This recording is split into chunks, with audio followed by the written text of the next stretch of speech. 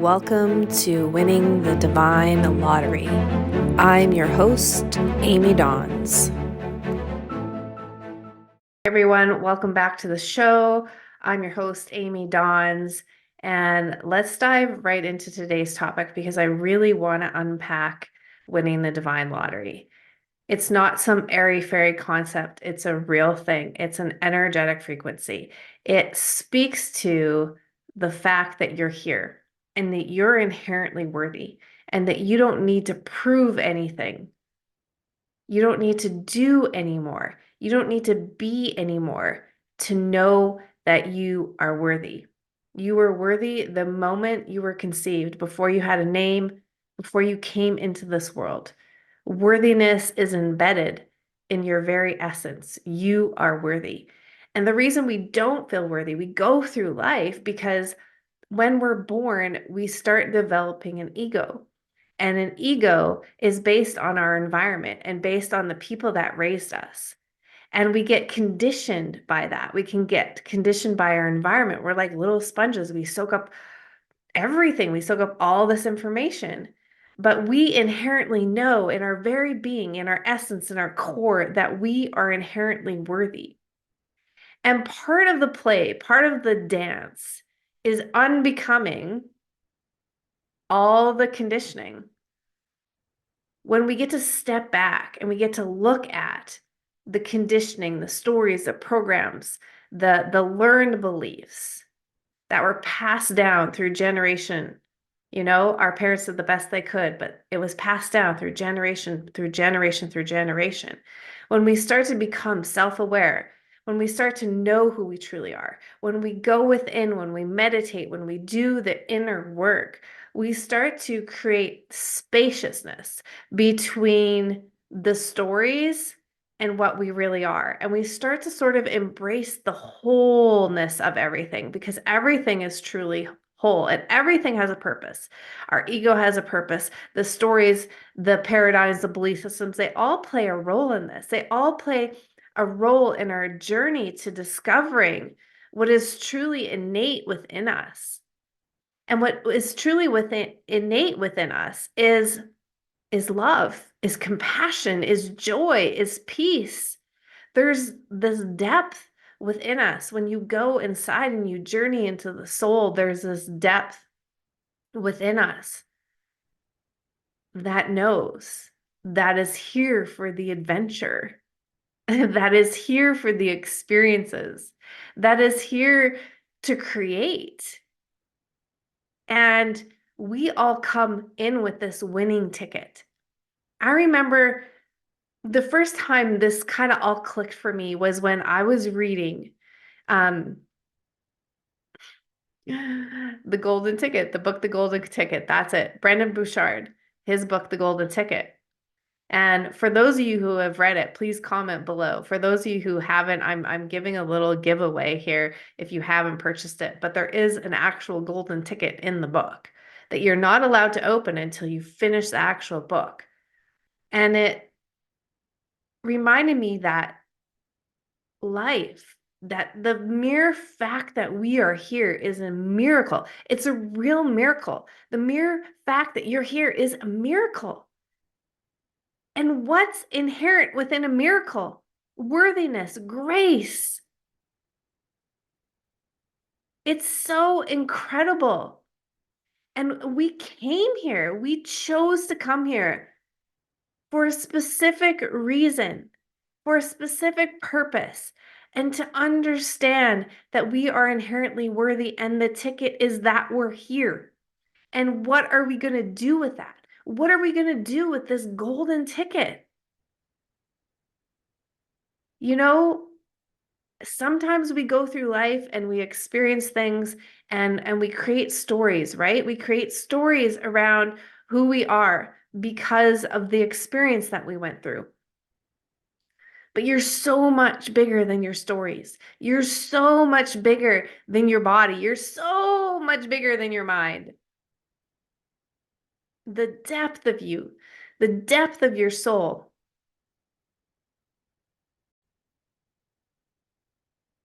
is not in a hurry. It's not trying to compete. It is not relating everything that you've been through to its own identity. It just is. It's still, it's presence, it's presence. And when you learn to connect with this every day, and one of the ways that I will talk about all the time is meditation, because meditation is allowing yourself to sit with yourself. And when I say that, I mean all aspects of you, how your mind goes,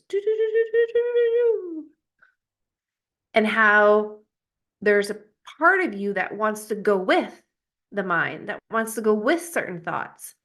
There's a part of you that gets lost, almost like in a trance with certain thoughts. And then you snap out of it and you come back inward when you're in meditation. You're like, wow, I just got swept away. This is all the play of the mind. And the ego creates stories and a personality around all of that.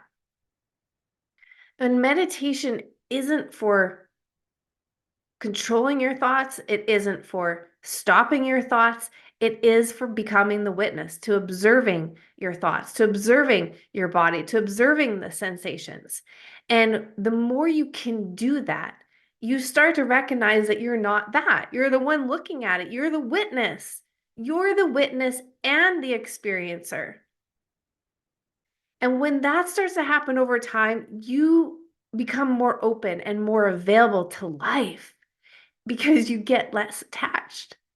You get less attached to having to go a specific way because it's usually the play of the mind and the story of the ego that says it's got to go this way. And then if it doesn't go that way, there's another aspect of the ego that comes in and goes, oh my gosh, now we have something to fix. It's such an incredible play that we're all a part of. And we get to be the witnesser to evolve and also the experiencer and also the characters that play in it. We get to be it all. And meditation changes your energy, and energy is everything. Energy is everything. When I first started understanding this, it was because of me pursuing a career in energy medicine. Everything started to make sense. Not sense to my mind at first, sense to my senses, sense to this inner knowing. It was in resonance with something deeper within me that always knew, that's always been there. Energy is everything. So you need to change your energy in order to change, in order to shift your reality. And you can look at your life and see evidence of this. Times when your energy was low, times when you had all that self-doubt and that inner critic was really, really loud, and then you just got more of that. And other times when you felt elated and free and you were just being authentic in yourself, and amazing things started to happen, and you started to notice all these synchronicities. And you get to enjoy all of it because you can't really have one without the other. The resistance will always be there. It's just a matter of if you cater to it as much anymore. It's so wild and so cool. So winning the divine lottery is really winning yourself. It's this recognition that we came into this life and we're always searching outside of ourselves, for more. Because that's a conditioning of the world that we live in too, is that you don't have enough, you're not enough, you have to do this, you have to fix this, you have to fix this about yourself, right? So we get into this fixation mentality, which creates a stress response to even being in this world because we think in order to be in this world, we have to keep doing more and being more. But when we understand what we truly are, we become more relaxed in every circumstance. And when we're more relaxed, our nervous system calms down. And when our nervous system calms down, we're more in our body. And when we're more in our body, we're more open. And when we're more open, there's more coherency happening, which means there's more harmony happening. So we play with this infinite field of harmony and we start to allow and let everything in. It's so cool. And then we slide every once in a while, you know, back into the story or back into the ego or back into the personality. But really, winning is really the recognition that we're always have been winning. It's not that we gain things and we lose things, although in the perspective of the human psyche, we do. We lose things and we gain things. We eliminate things and then we allow things. For sure. In the human psyche, in the 3D world, that happens. But in divine mind, there is no loss. There is no gain. It just is. It's all here. It's abundant. We live in this incredible, abundant universe where we get to create with the divine every single day because we get to know the divine within us. And when we get to know the divine within us, we go, okay, what else is possible? We no longer are creating from the known of the past and those limited stories. We're opening ourselves up to the mystical and the magical and the unpredictable. And even if that doesn't happen, it's okay. Like it's not like we need it. It doesn't become an addiction. We are addicted in the smaller world, in the world of the story and the ego and the personality, because we're constantly in this stress response. We're constantly in this flight or fight or freeze. We're constantly getting cortisol hits because we're addicted to suffering. It's what we know. And so there's a chemical reaction that happens in our body, and then the brain doesn't know what to do without that. And then we go on the complete extreme of that and get dopamine hits by numbing, whether that's distracting us through social media or using drugs or alcohol or sex or whatever the case may be. But in between those extremes, there is a still quiet place that is never altered. It's never altered. It is permanent. It is the one thing that is permanent, and that is the truth of what you are. That is your spirit. That is your essence. That is your beingness. And you have access to it 24/7 for the rest of your life. Every day, all day long, you have access to it. It's just a matter of are you willing to literally die to the stories of you and get to know the real you?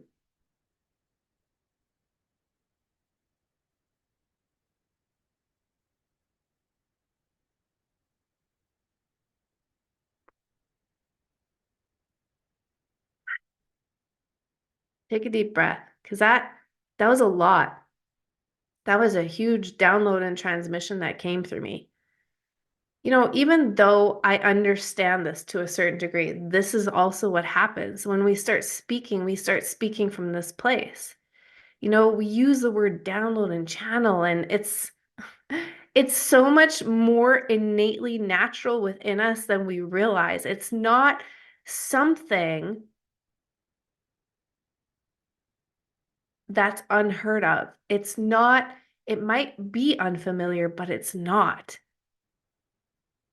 And that's the cool thing about your inherent nature is it's unfamiliar, but it's so incredibly familiar. Because once you get into that flow, the story of you goes away. It just like the story of Amy is just she doesn't need to be here right now. If she comes up every once in a while, I can allow her, I can witness her, and I can love her. Because it's not like we're ever trying to get rid of stuff, of things, of stories. We love them into life. We love them into the light of the divine and consciousness. We love them.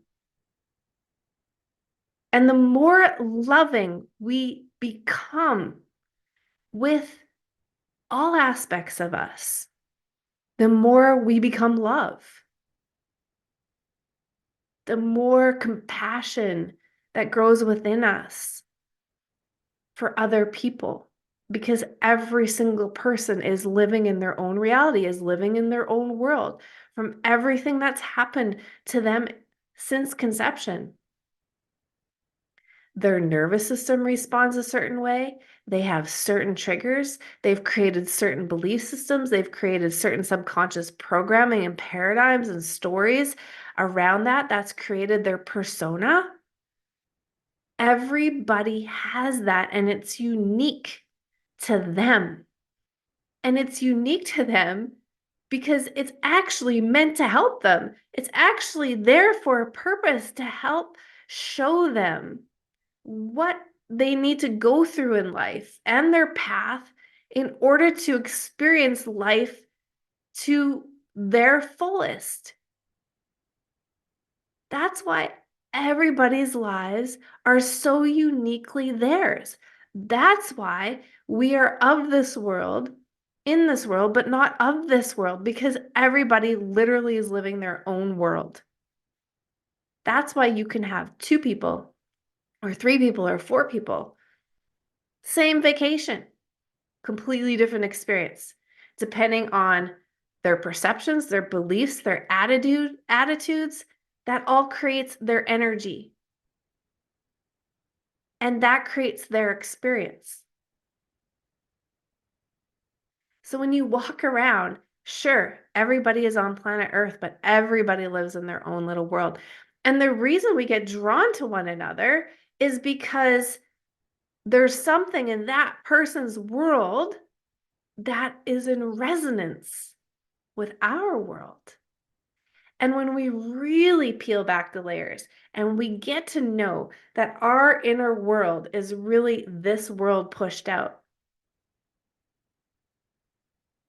then things really start to shift. That's why when you go through a spiritual awakening or any awakening of that time, of that matter, is why things from the old world start to fall away and things from this new world that is being birthed from within you starts to show up. New people, new music, even. Let's go there for a second. My music taste has changed dramatically since I was a kid, since I was 20, since I was 30. It has expanded because my resonant field has expanded and it's changed and it's elevated to a certain frequency that my energy resonates with. So I am not attracted or tuned into all that other music that I used to listen to. Every once in a while, it's a good dopamine hit to take me back, back into the story, back to the future. Um, but it's so cool. So all that can change your experiences, the people. And it's usually this process of change, metamorphosis, transformation, actually, that is so uncomfortable. And yet it's what our soul craves. Our soul came here for the adventure of transformation, of our own evolution of consciousness. and getting to experience that in its fullest capacity.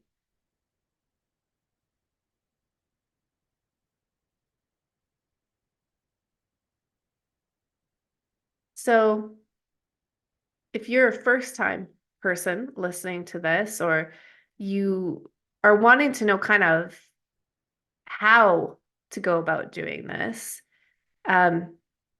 there's so many things that you can do to connect.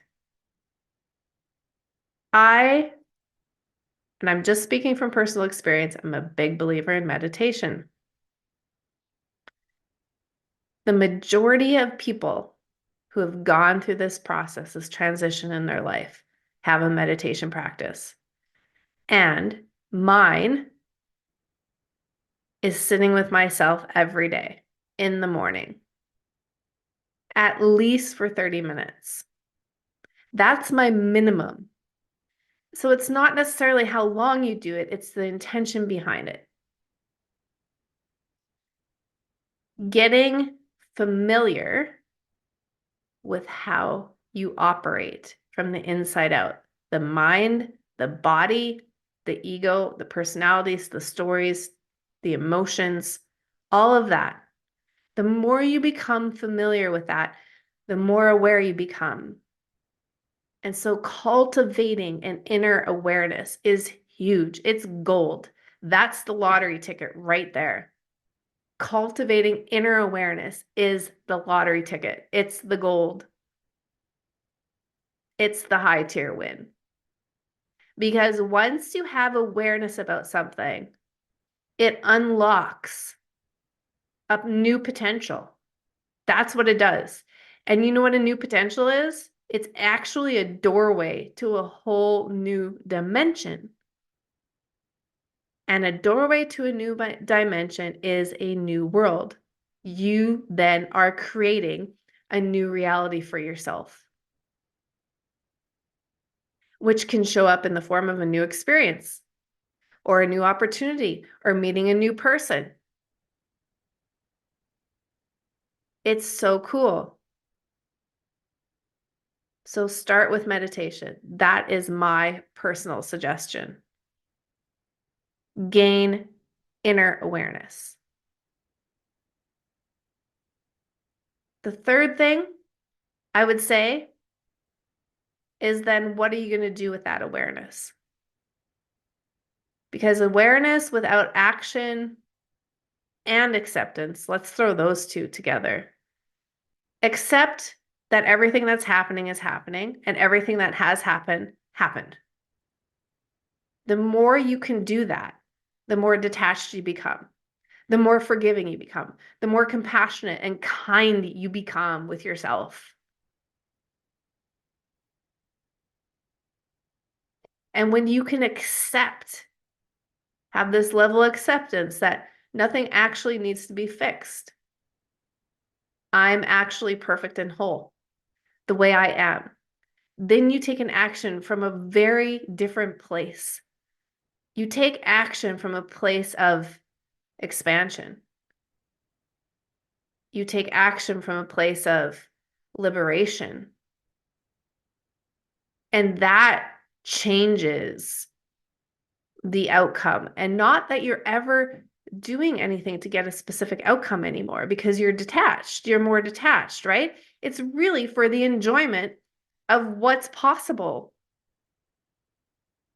Imagine that. Imagine moving through life with from the enjoyment of what's possible. What's possible?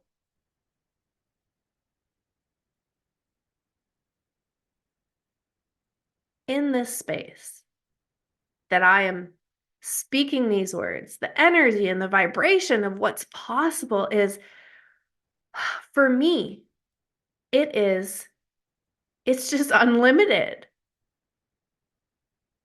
And I love to play in the unlimited. I choose to play in the unlimited. In fact, that is an incredible affirmation to use if you want to use it. I choose to play in the unlimited. And that means I'm going to start having a worldview. I am changing my worldview. I am upgrading my worldview. I am trading in my old worldview of life is hard and it's never working out for me to what's possible. Because I'm going to choose to enjoy life and be open to what's possible. Let's go. Let's go. Even in the hardest of times,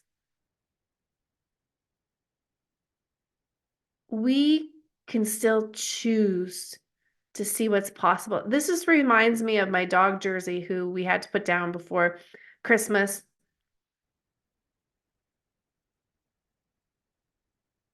I wanted to know what was possible around death, around having to make a decision of letting her go. I wanted to stay open to the possibility of seeing death as this beautiful thing, to seeing it as reverent and grateful for the 17 years that I got to spend with her.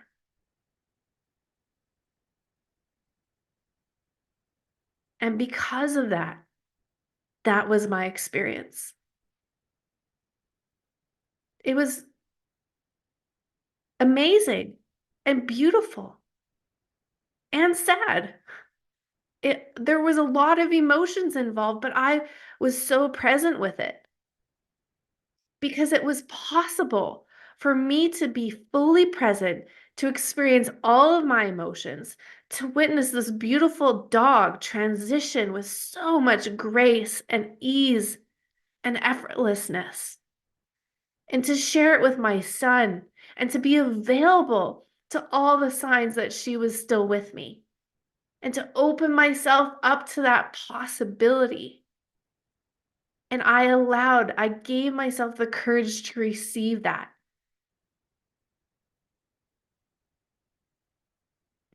It's all possible. It's just a matter of what limited story kind of is lingering over a shoulder that we're up against that's saying it's not. Death might not be where you want to start, with what's possible. Start with things that you feel don't hold so much, emotional charge. If you drive to work every day and you always have to find a parking spot, or even at the grocery store, start with that. What's possible? What kind of parking spot could I get today? How close to the door could I get? You know? Start with small things like that. But start conditioning yourself into possibility. But it starts in here. You can try it as hard as you can out here and to find evidence of it, but start cultivating it within, because you are possible. You know the word I'm possible? Possible is in it. Impossible. I say I'm possible, not impossible. I'm possible. You're in it. You are the possibility. You are the possibility that exists right now. You are the possibility that was birthed into this world. You are the possibility that got through every hard thing that you've gotten through in your life. You are the possibility.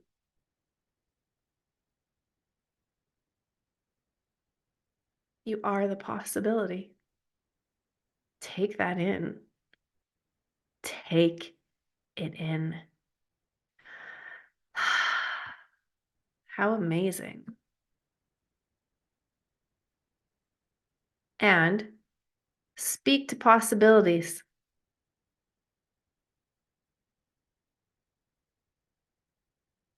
Surround yourself with people who radiate possibility.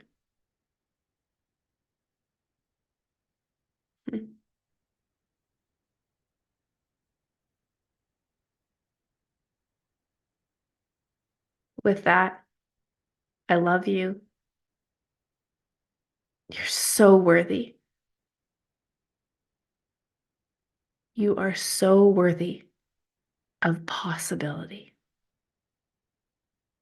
There are no limits. on what you can create, only limits on what you have the courage to allow yourself to have. And even those are a little bit of an illusion because they're just part of a story over here that's trying to keep you safe. What if possibility was safe? I love you. We'll see you soon.